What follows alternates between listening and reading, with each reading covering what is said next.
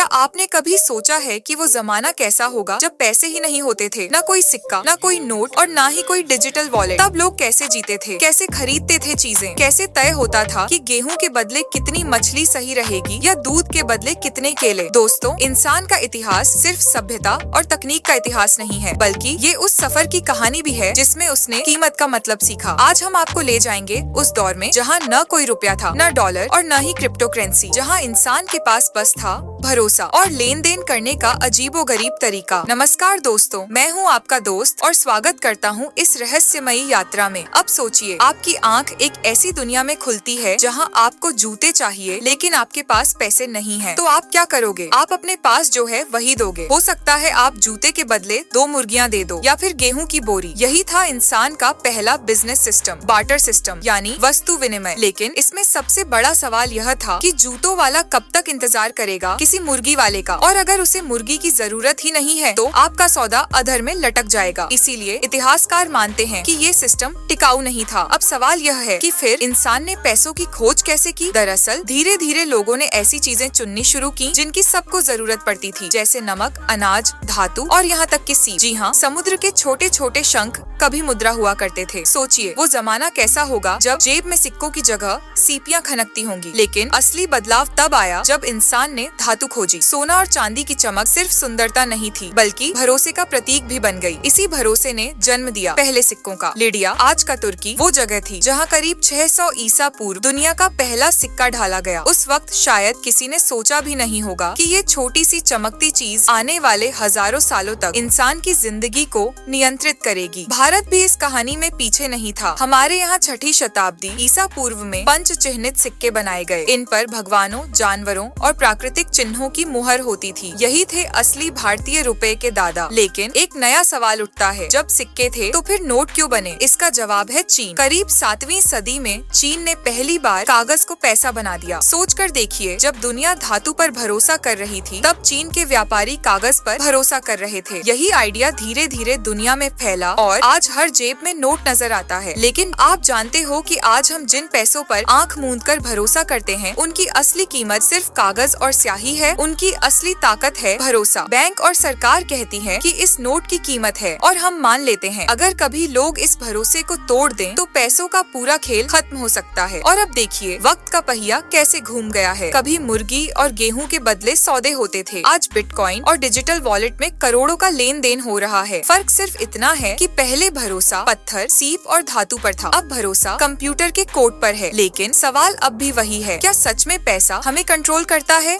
या हम पैसे को? क्या ये सिर्फ एक कागज और नंबर है या हमारी पूरी जिंदगी का मालिक? दोस्तों, अगली बार जब आप कोई नोट या सिक्का हाथ में लें तो एक पल ठहर कर सोचिए, ये छोटा सा टुकड़ा आपकी पूरी मेहनत, आपके सपनों और आपकी खुशियों को कैसे बांध कर रखता है। पैसा आया और गया, लेकिन असली दौलत शायद आज भी वही है जो हमारे पास शुरुआत में थी, भरोसा, रिश्ते और जीवन जीने की कला। दोस्तों, अगर आपको ये वीडियो जानकारी पूर्ण लगा हो तो लाइक करना बिल्कुल मत भूलना।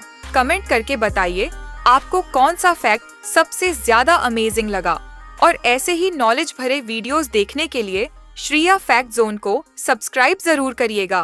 भगवान से प्रार्थना करता हूँ कि आप और आपके माँ पापा हमेशा स्वस्थ रहें, खुश रहें और मुस्कुराते रहें। नमस्कार, मिलते हैं अगली नई वीडियो के साथ।